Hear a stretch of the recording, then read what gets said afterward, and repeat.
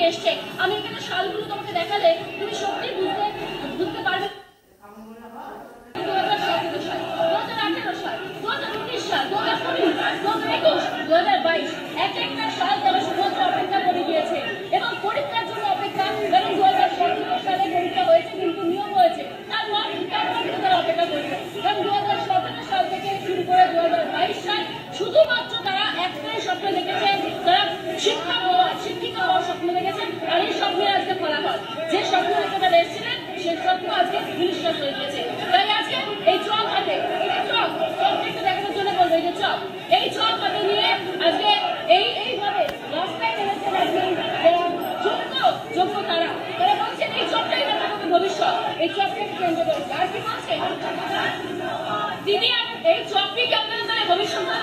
দিদি তো সেটাই চাইছে, আমরা চক বিক্রি করে আমাদের ভবিষ্যৎ বিচার করে। দিদি তো আমাদের নোটিশ দিচ্ছে না। দিদি আমাদেরকে বলেছিল যে 10 লক্ষ সুন্দর। দিদি তো বলছেন যে ডবল চাকরি হবে। দিদি বলছেন কিন্তু কাজে তো কিছু হচ্ছে না। দিদি বলেছিলেন 10,000 সুন্দর। ডবল চাকরির বদলে ডবল চক হয় না। ডবল চাকরি হলে তো কি করবো? আমাদেরকে মাননীয় মুখ্যমন্ত্রী বলছেন যে চক শিখবো নাকি ফিরত শিখবো। তাহলে আমরা ডিএলএড পাস করে টেট পাস করে কি আমরা বসে থাকবো? আমরা বর্তমানে সেই চকের একটা বিষয় ফুটিয়ে তুললাম। তাই তো একদমই তাই। ডবল এদিকে জব পাতে হচ্ছে। আমি একটু দেখতে চাই, একটু আসলে দেখান যে ডবল চাকরি কথা মাননীয় মমতা বন্দ্যোপাধ্যায় বলেছেন। আমরা ডবল চাকরি, একদম ডবল। এবার যদি ওনারা বলেন যে চতুর্থ করে 4টে করে চাকরি দেবো, 4টে করে ভাঙবো, উনি যা বলবেন তাই করবো। শুধু নোটিফিকেশনটা দিয়ে দিন, শুধু নোটিফিকেশনটা চাই। ওরা বলুন চপের পর কি ভাবতে হবে, কি করতে হবে, সেটা করতে রাজি আছি। চপ কাটুন। আমি আরো ছবি দেখাই। এই মুহূর্তে যারা বিশেষ চাহিদা সম্পন্ন তারাও এই মুহূর্তে বাদাম বিক্রি করছেন। এই মুহূর্তে যাদের বিশেষভাবে সম্পন্ন বলা হচ্ছে তারা আজকে বাদাম বিক্রি করছেন। আচ্ছা, এই রাজ্যের প্রতি আপনাদের আস্থা কোথায় বলুন তো? হাতে রয়েছেন। এখন আমরা শিক্ষিত, প্রতিবন্ধী শিক্ষিত হয়েও আজ আমরা বেকার যুবকদের মতন আজ আমরা বাদাম বিক্রি করতে বেরিয়েছি। যতক্ষণ না মুখ্যমন্ত্রী গ্রিন সিগন্যাল দেবে ততক্ষণ পর্যন্ত বাদাম বিক্রি করে যাবো। তিনি তো বলেছেন বেকাররা বসে থাকবেন না। আমরা এখন বাদাম বিক্রেতা হয়ে গেছি। বাদাম বিক্রি করে আমাদের জীবন অতিবাহিত করবো। এটা আমাদের জীবনের শুরু থেকে সংগ্রাম করেছেন। আজকে পরীক্ষায় পাশ করার পরও এই সংগ্রাম একদম ওই দিনে আমরা এই অভিনব বিক্ষোভ, অভিনব প্রতিবাদ দেখতে পাচ্ছি আমাদের সঙ্গে।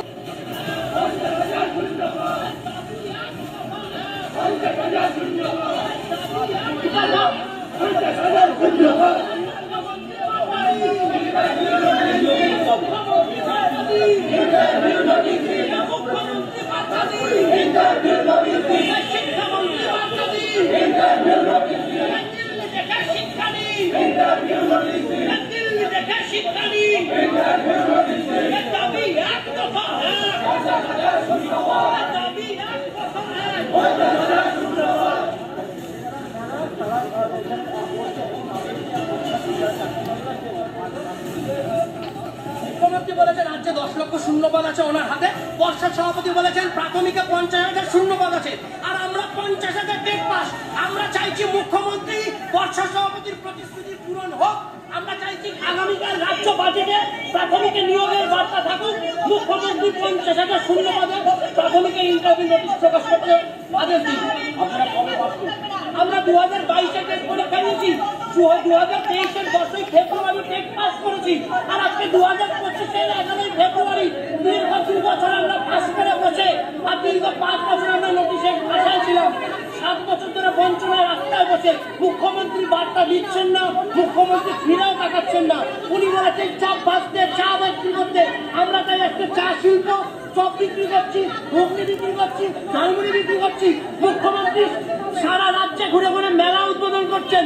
উনি আজকে আসুন, এসে ওনার অনুপ্রেরণা এই বেকারদের মেলা উদ্বোধন করে যাক। আমরা এখানে দাঁড়িয়ে থাকবো। মুখ্যমন্ত্রী এসে এই বেকারদের মেলা উদ্বোধন করে যাক। আর কালকে রাজ্য বাজেটে আমরা প্রাথমিকের নিয়োগের বার্তা চাইছি। তা না হলে আমরা দীর্ঘ আন্দোলনের রাস্তায় যাবো।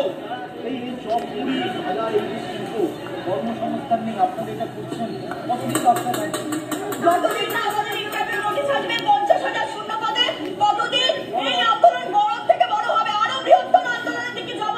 আজকে আমরা সরকারকে বলছি, সরকার আমাদের হাতে এই যে চকপুরি ধরিয়ে দিয়ে বলছেন যা তোমরা বিক্রি করো, সরকারি চাকরি আশায় বসে থেকো না।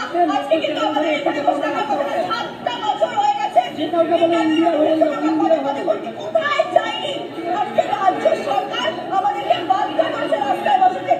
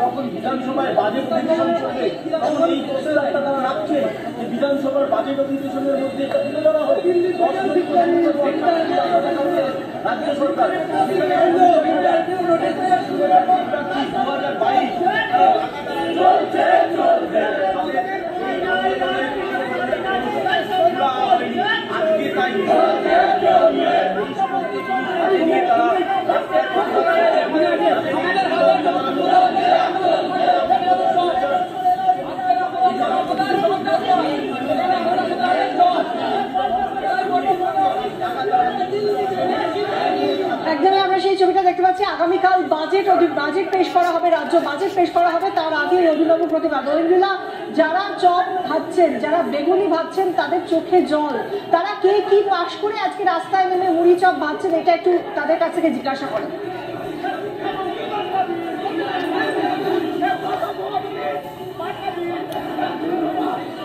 দেখো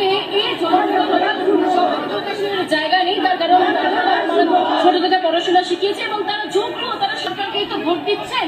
তো সেই জায়গায় বাজেটে আপনাদের জায়গা হয়ে উঠুক চাইছেন? অবশ্যই চাইছি। কালকে বাজেট আছে, আমরা চাইছি ওখানে আমাদের প্রাথমিক শিক্ষকদের 50,000 শূন্যপদ যেন থাকে।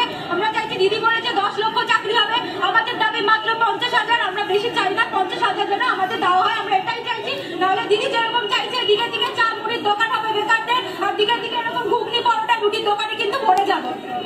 আর এই জায়গায় দাঁড়িয়ে মুখ্যমন্ত্রী মমতা বন্দ্যোপাধ্যায়ের উদ্দেশ্যে কি বলবেন? উনি তো বলেছেন আপনার 10 লক্ষ চাকরি।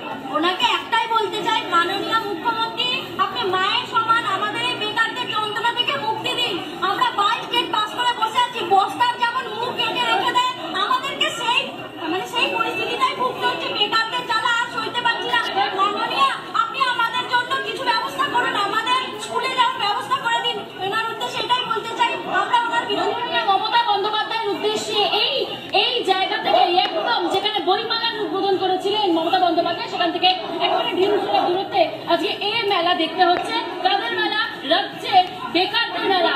দুদিন আগেই আমরা দেখলাম যে বিজনেস সামিট হয়ে গিয়েছে এবং শিল্প আনার কথা বলেছেন রাজ্যের মুখ্যমন্ত্রী মমতা বন্দ্যোপাধ্যায়। কিন্তু এই হাল যদি হয়, তাহলে আমার জানা নেই এর ছবি দেখার পর যারা বাইরে থেকে আসছে তারা কিভাবে নিয়োগ দেবে। এবং তুমি দেখো, আমরা দেখতে পাচ্ছি ঐন্দ্রিলা একজন বীণা নিয়ে এসেছেন, সরস্বতীর বীণা নিয়ে এসেছেন। তোমার ঠিক ডান দিকে টেবিলের উপর সেই বীণা রাখা হয়েছে।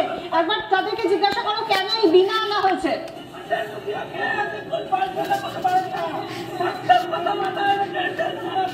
একদমই দেখো, আমি একটু ছবিটা দেখাই। এখানে সন্ধ্যা নাইয়া সেই ছবিটা দেখাচ্ছে যে বীণা রয়েছে। আমরা জানি মা সরস্বতী এই বীণা বসে থাকেন, তাই তাকে বাগদেবী বলা হয়। এবং এই জায়গা থেকে যারা রয়েছে, এই বীণা কেন এনেছে? আমরা জানি সরস্বতী ঠাকুরের যে হাতে থাকে বাদ্যযন্ত্র বীণা, সেইটা বীণাটা কি এই তারের ওপর নির্ভর করে সেটা তার সুর বের হয়। কিন্তু আমরা দেখছি দিনের পর দিন এই বীণা স্ট্রাকচারটা রয়েছে, তারগুলো গভর্নমেন্ট ইচ্ছা করে বিভিন্ন বাহানায় অজুহাত দেখিয়ে সেই তারগুলোকে কেটে দিচ্ছে, যাতে আমরা নিয়োগ চাইতে গেলে একটা না একটা বাহানায় আমাদেরকে ভুল বুঝিয়ে আবার ব্যাকে চালনা করে দেওয়া যায়। এবং আমরা রাস্তায় পড়ে আছি আজকে 2017 পর 2022-এ টেট পরীক্ষা হলো, মধ্যখানে 5 বছর ওনার কোনো ধ্যান ধারণা থাকে না। যখনই ভোট আসে ওনার স্মরণে আসে যে এরকম কিছু একটা নিয়োগ দিতে হবে। এইভাবেই শিক্ষা ব্যবস্থাটা চলে আসছে। এবং আমি ছবিটা দেখাই, উনি যে কথাগুলো বললেন ভেঙে বললেন, আমি ছবিটা দেখাই। দেখো বিনার তার একেবারে কাটা রয়েছে, বিনার তার একেবারে। তারা বলছেন যে সরকারি তারগুলোকে ইচ্ছাকৃত কেটে রেখেছেন। এই বিনার তার না জুড়লে বাঁচবে কি করে বিনা?